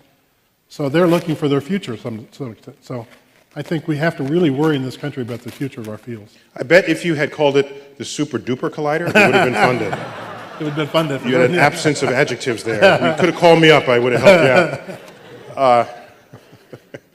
Yes? This question is for Laura. I was wondering if you could tell us briefly the logistics of how the opera thing was set up. Because I'm a physician, and very often if we find a result which is out of what is expected, the first thing we do is just repeat it before we go and act upon it. And it sounds like, I mean, from our point of view as non-physicists, this came out and it was a shocking thing this was found, and you're trying to explain how could something so unexpected happen. Was this a kind of experiment which, when you got a result, which, I mean, maybe for you it was not unexpected, but I mean, it sounds like it's an unexpected result, that this could have been repeated in a quick time frame and come up, say, with the same result twice, then you start to think, well, maybe there's really something happening. If you Well, that's exactly what happened. This experiment was done more than once, isn't that correct? Sorry, Was the experiment done more than once? Yes, I mean, we started in 2009 and kept going on until 2011. So we analyzed more than 16,000 events. Right. Neutrinos, 16,000 neutrino events detected from CERN to Gran Sasso. It was not just one or two neutrinos. Right. In fact, the anatomy of this is, in all of science, if you get a weird result, you do it again, just like you said, and then you do it again, and then do it again, then you get someone else to do it with a different apparatus. Right. And that's the way it came across from the announcements that it was done in one lab, and then other labs would then repeat it with their equipment and to see if the same thing came out. That's the natural but sort of sequence. it didn't come out that it was really a multiple events at that time. The point here is, it has already been mentioned, the difference with the past is that it's not unusual that something which is, that you find it is correct, and then you have to say, no, I was wrong. The point was that it was known to everybody in the world. This was the main difference. I mean, there are plenty of examples in this sense, of this type, in which many experiments then were corrected, eventually corrected, that eventually were wrong. But I mean, nobody knows, no? But in this case, everybody knows. But I mean, this is the new society, no? It's the press distorts things sometimes. You think the press distorts things? Well, there is good and bad to that. I mean, I don't know. We're running really short on time. I wanted to end at 9:15. Maybe just two more questions. I'm sorry if I only take two. But if you come to the table in the back, I'm sure they'll be happy to chat with you. It just won't end up as a publicly announced question. You're the last two here. Yes, go. Okay. Concerning the speed of light, which is the thing everyone's measuring it against, that no one has asked a question about, which is this. When Einstein was writing all this, nobody knew about dark matter or dark energy. We know that when light enters the atmosphere, it travels more slowly than in interplanetary space, and when it goes from the atmosphere to, say, water, it travels slower still. We now know that interplanetary space, and indeed interstellar space, has a lot more stuff in it than we used to think, and that it is less of a pure vacuum. Is there any room there that light actually moves a little faster than we thought? And that this isn't so much that they're moving faster than the speed of light, but that the speed of light in a real vacuum is actually faster than we thought it was. Yeah. Shelley, so if I paraphrase the question, if I may. Please. Okay. We have this 10-digit precision definition of the speed of light. And that's the speed of light in a vacuum. But there is no vacuum. We've never actually created a vacuum. We've tried to approximate a perfect vacuum, but there's always some particles left over in the space in which we're measuring the speed of light. You go out to interplanetary space, there's stuff there. Intergalactic space, there's stuff. Light is never traveling through a vacuum. Is there some speed that it actually could attain that's higher than anything we've measured it to be if, in fact, we could send it through a perfect vacuum? Yes, the answer is yes. It's easy the things that are out there in space are mostly photons. The universe is not at absolute zero. It's at 3 degrees Celsius. Kelvin. Lots of photons. Kelvin. 3 degrees Kelvin. 2.73. 2.7. That You said Celsius. I'm just saying, Kelvin. it's the wrong temperature scale. 2.7. Mr. Nobel laureate from the Bronx High School of Science. 3 degrees Kelvin. Yeah. 3 degrees Celsius? That's Only like wrong a by 300. chilly day outside. Okay. Anyway. Anyway, all right. No, here it is. I have to gloat in this moment, please. Did you say Celsius? It's not at absolute zero. Right. And therefore, light travels more slowly than it would travel in a vacuum. And we can calculate that difference, and it's in the 47th decimal place. Gotcha. Okay. Good answer to that. The very last question, so it better be an awesome That's question. for Laura. Question. I'm a scientist, engineer. You made something that was so dramatic, it shook up the world. Shook me up, shook up those two guys, definitely. But what I don't understand... Elvis Presley's all shook up, you know. What I don't understand is what happens at opera, the management there. They had to realize that this thing was so dramatic, so unbelievable. That's why everybody's here. You know, it just happened recently that you ran another test that said you're wrong. And then within just a couple of months, opera comes out and says, we're wrong. Wouldn't you, something bothers me that you should have gone back and checked and checked and checked. This For those 2 months? Yes. Rather than even announce That's my question. What happened within opera?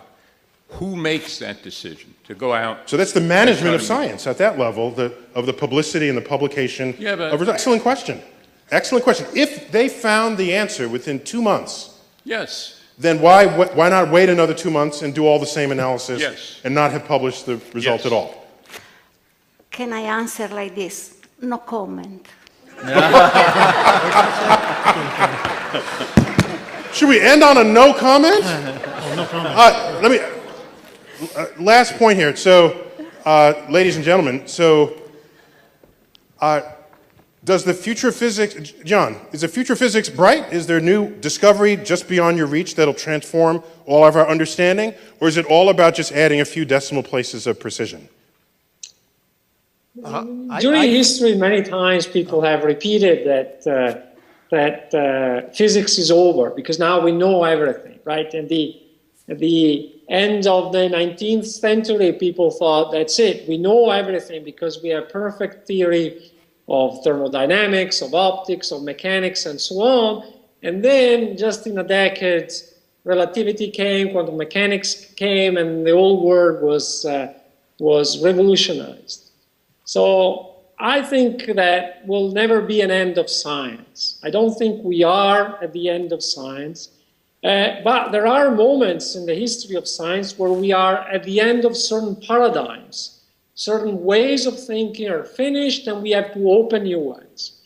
I think now we had the age of the Standard Model, which was an extremely successful age, where we have a beautiful understanding of the particle world, and this understanding can be expanded to the complexity of the world. Now with the LHC, we are at a turning point, and we will see. And depending on the result, we could be at the verge of a new revolution. I think we'll have to wait for the results in order to... Okay, he just wants to raise the results. Are we also waiting for the birth of another Einstein? No, I think the fundamental question in dark energy is whether we can calculate the level of this or not. And that's more of a theoretical question than an experimental question. The other question is, what is dark matter? There are a very large number of very interesting questions left. They may not just be done in the traditional way with colliders and accelerators, but they'll be done in other ways. Are you smart enough to figure out those answers, or are we waiting for the birth of another Einstein? We need another Einstein to calculate the dark energy. Okay. Shelley. What we need are surprising, unanticipated discoveries. When I first heard of the opera result, I was delighted because it is so inexplicable, so wonderful. The truth comes out. Unfortunately, it went away. We need surprises. We are the only science that depends on results that contradict our own theory. We want to be contradicted. Where, in fact, fame derives from contradictions of established theory. Absolutely. Unlike so many other professions in our world. You're just happy with your GPS. Yeah, so, no, hold on. Okay. The GPS is working. Well, I just wanted to point out one thing, that even if physics is going slower, there's still a tremendous amount of technical work out there for engineering actually to catch up with the science. There's all kinds of things on the horizon. You just look at these machines that they're building. Quantum computing. There's Fermi Lab put out a press release that they actually could communicate by sending neutrinos. How exciting is that, to have a communication system that can actually go through rock, aside from the fact that you need a 27-kilometer transmitter to do it? Maybe you can make that a little smaller and we'll get more excited. I'd rather just send a text, that's much easier than sending a neutrino. That, I don't know. But I think there is a great deal of work to be done in bringing some of these very newfangled things that I've been learning about before this thing into to things that you find in your house, more so. Laura, is physics waiting for a new Einstein, or is everyone alive smart enough today to solve all the problems? Well, no. I mean, no, I was thinking another thing. Can I conclude with another thing? Sure. Okay.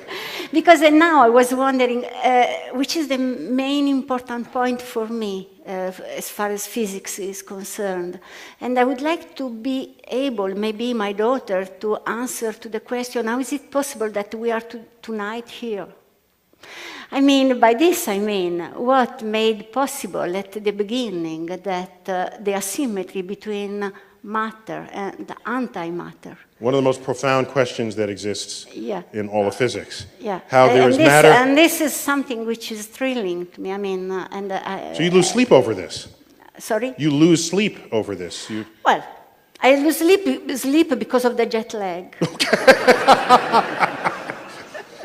Okay, so there are other questions that are, I agree. The asymmetry of matter and antimatter in the universe is profound. Had it been symmetric, all of our matter particles would have annihilated with their antimatter counterparts, and we'd live in a universe of just photons. At some point, that symmetry was broken, putting 1 out of every 100 million of these interactions, leaving a lone matter particle without an antimatter particle to annihilate with.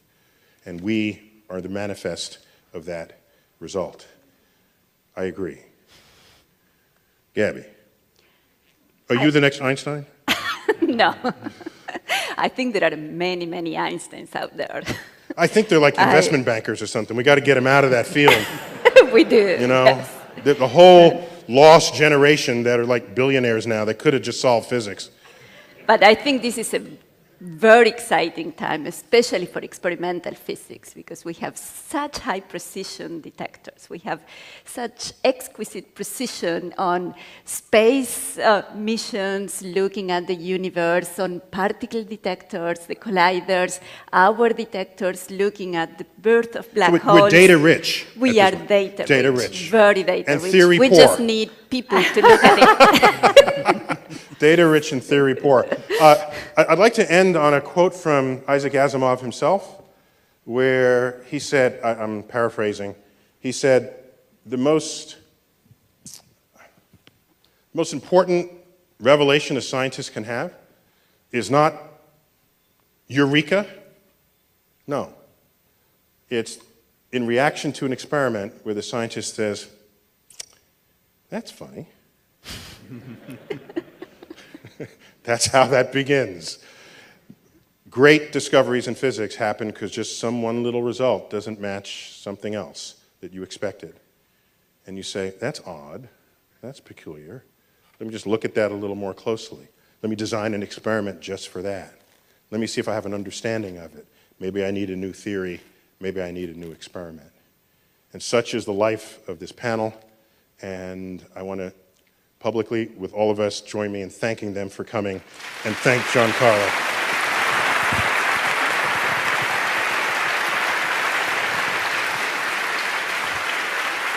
I think physics looks good if they're represented by who we have here on stage. Thank you all for coming. We're calling it a night. We'll see you next year.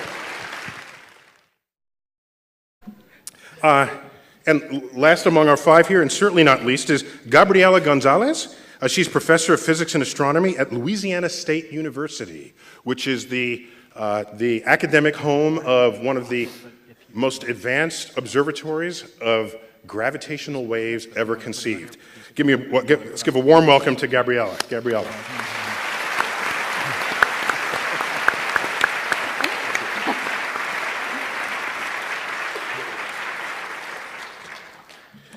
So, let's get my stuff together here.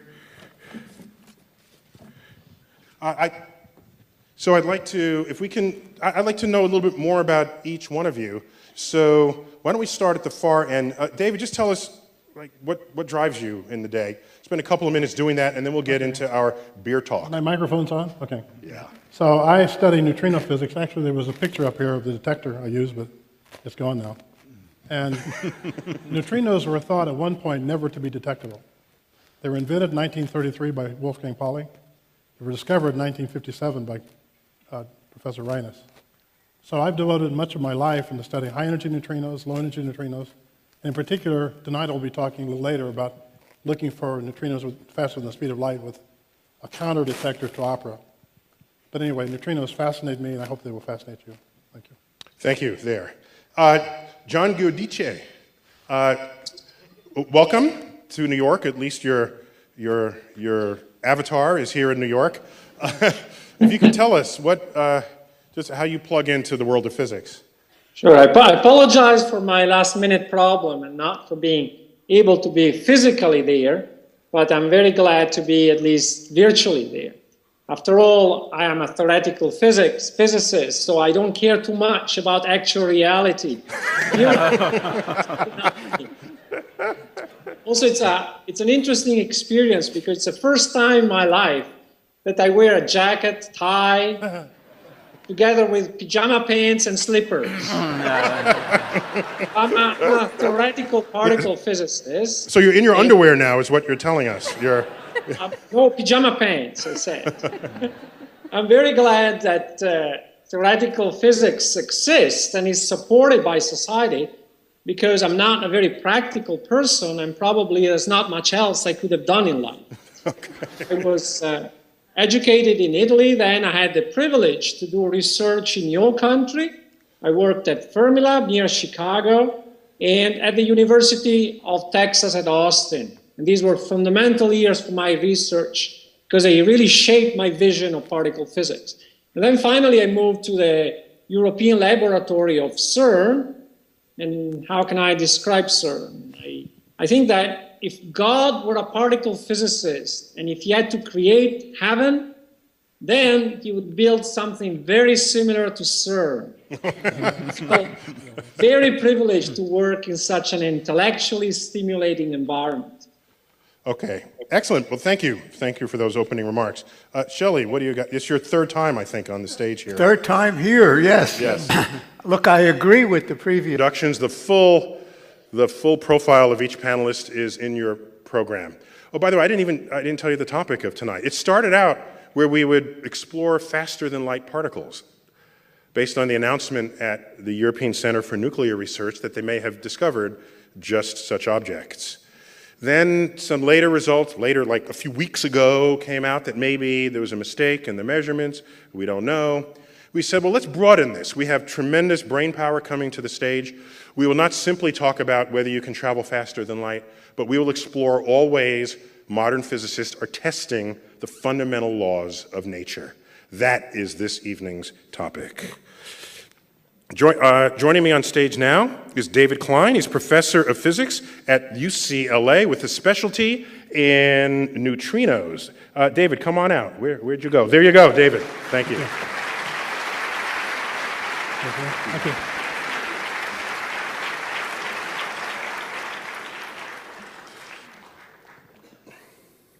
We have, coming over Skype, we have John Giudice, if I pronounce his name correctly. He should be sliding onto our monitor. There he goes. Whoop. There we go. John Giudice. Thank you, Neil. Okay. He's a theoretical particle physicist at the Center for European Nuclear Research, and we will be chatting with him about the experiments being conducted there. Next is Sheldon Glashow. Shelley, come on out. Professor of Theoretical Physics, Boston University. Shelley.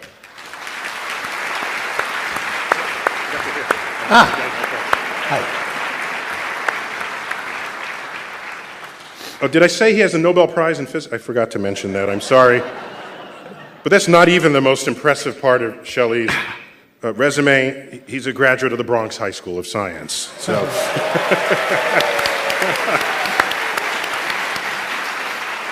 One of 7 Nobel laureates from that school. All 7 are in physics, by the way. Next, Christopher Haggerty is an engineer with the MITRE Corporation, specializing in everything GPS. GPS, this system we're all familiar with, that prevents you from getting lost, is also, you might not know, a remarkable test of general relativity. Christopher, come on out.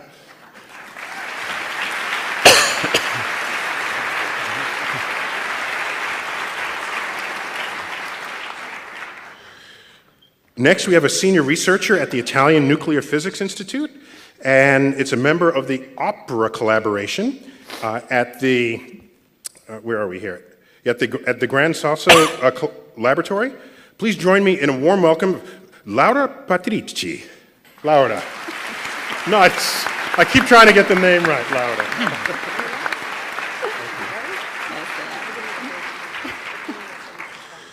Laura. She was on in Italy when the neutrinos arrived, so we have to get some. Did I leave someone out? Who did I leave out? Oh, there she goes. Thank you. Thank you. The speakers and neutrinos are my favorite particles, too. But we're here, I think, to talk a little bit about relativity as well.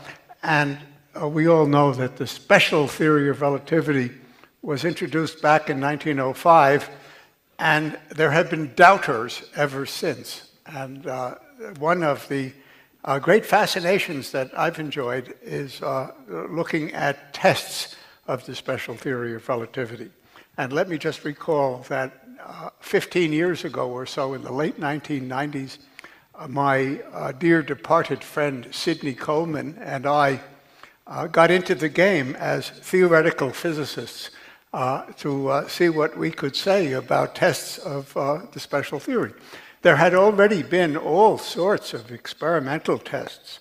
There was an atomic physics experiment that was sensitive to 21 or 22 decimal places, done by some experimenters at the University of Washington, as I recall. Could we, as theorists, do better? It seemed an absurd question, but we did, because we realized that if, for example, particles traveled faster than the speed of light, then there would be consequences. Processes that would ordinarily be forbidden become allowed, and processes that are ordinarily allowed can become forbidden. And on that basis, we were very proud of ourselves. We did an experiment.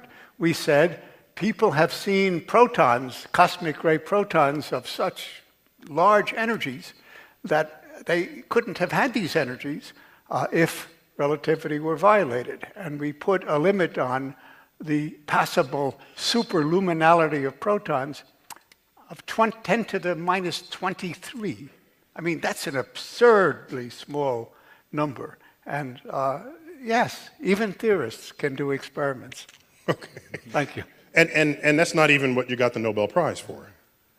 Well, no. Yeah. To be honest, that had to do with something I did as a mere infant back in 1961, a long time ago, when one of my first papers written after I graduated, got my PhD from Harvard University, where, by the way, I also taught there for 35 years.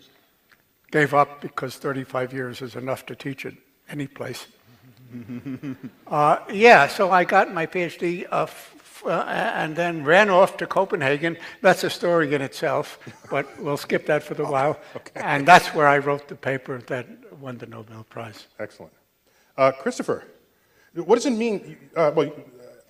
This is your opening remarks, but you're not from an academic setting. You're in a sort of a MITRE corporation. If in your comments, opening remarks, you just tell us what that is, because I think many of us might be unfamiliar. Yeah, MITRE Corporation is a private company that manages 5 federally funded research and development centers. I am an electrical engineer. I am live here in New York because I like things that are real.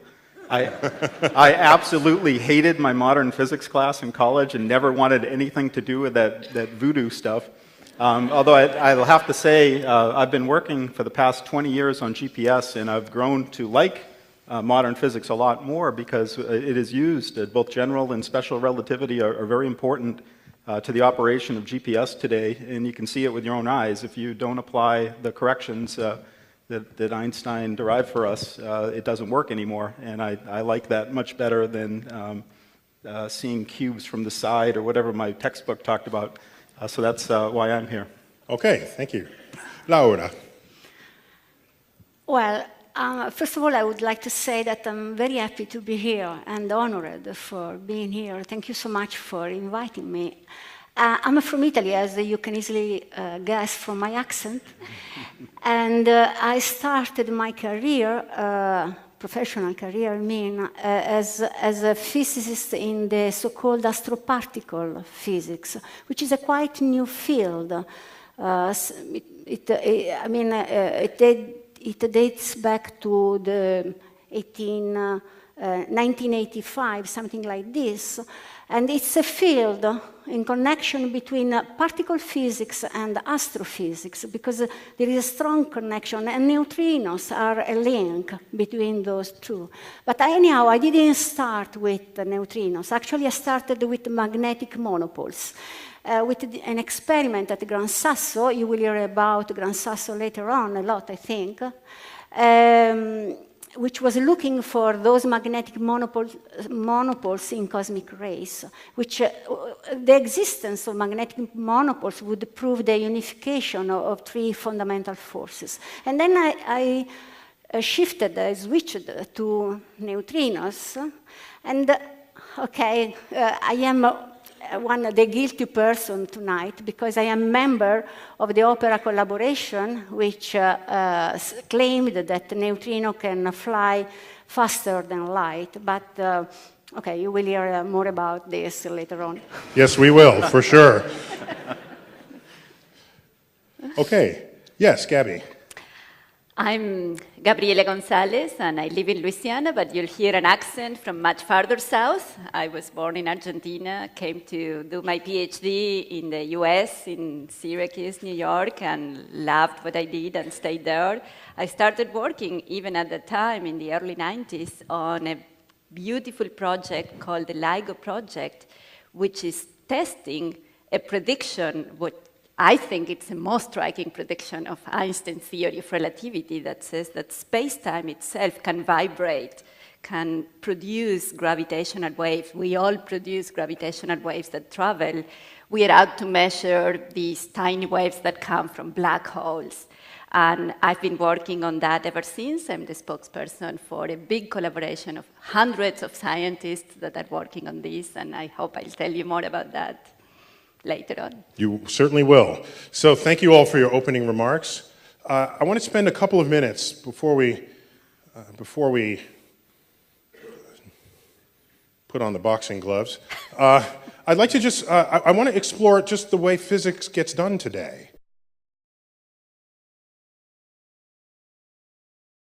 Thank you all. This is the 13th annual Isaac Asimov panel debate. I'm your host and moderator this evening, Neil deGrasse Tyson. I'm the Frederick P. Rose Director of the Hayden Planetarium, where I also serve as an astrophysicist with the American Museum of Natural History. Thank you all for coming this evening. This, for the first time, this event this evening will be live streamed on the internet. See, so you could have stayed home, you see. We waited to now to tell you that, see. Sorry about that.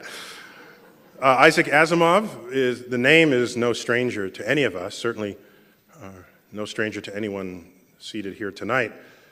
He was a polymath, perhaps one of the last of his kind. Maybe Gardner was another one who just was really great at a lot of things and bringing it to the public, and he was smart and ambitious. And Isaac Asimov was a native New Yorker, did much of the research for his 500-plus books that he's written, sourced from the research libraries here at the American Museum of Natural History. And when he died in the 1990s, we wanted to find a fitting tribute to him. There are a lot of ways you could possibly raise funds and commit them, but one we figured to have his name live on would be to celebrate his life and his science advocacy with this panel debate. Like I said, it's in our 13th year, and I just want to publicly thank the Isaac Asimov's family and friends who started the original fund to make this possible. If you join me in thanking them.